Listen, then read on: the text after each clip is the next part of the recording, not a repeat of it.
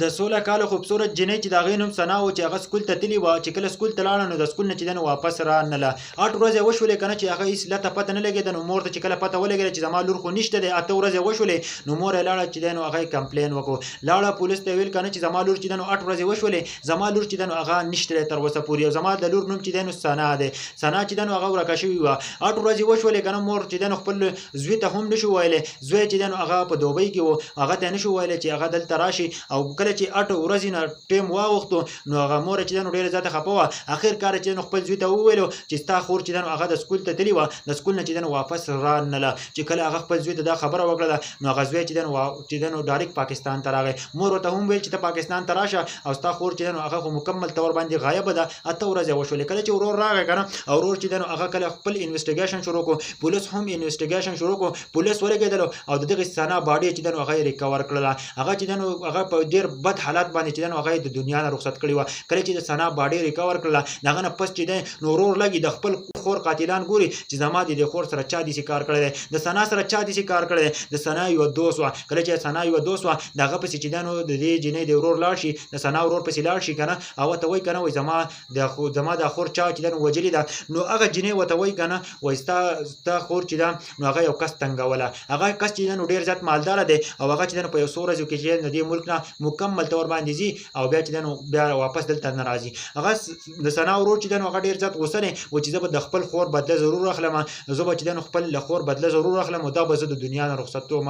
هغه ورور لګي که نه 2 میاشتې انتظار کوي 2 میاشتې نه پس چې دی نو هغه چې کله روان وي ایرپورټ ته چې دی نو مخکې شي او هغه کس چې دی نو په ایرپورټ کې د دنیا نه رخصت کړي او دا بالکل ټیک خبره ده. د 16 کالو خوبصورت جنۍ سره چې دی ته داسې کار کوي. ملګرو د ویډیو مطلب او مقصد داسې دی که نه چې په چا اعتبار نه دی پکار. نن سبا زه هم که نه ټرسټ لفظ چې د خپلې زندګۍ نه ختم کوي. نن سبا چې دی نو زه دا خبره کوم د هغه نه پس چې نو په ما پسې ډېر خلک وایي که نه وایي تاسو په موږ پسې ویډیوګانې جوړوئ. زه د چا خلاف نه یم.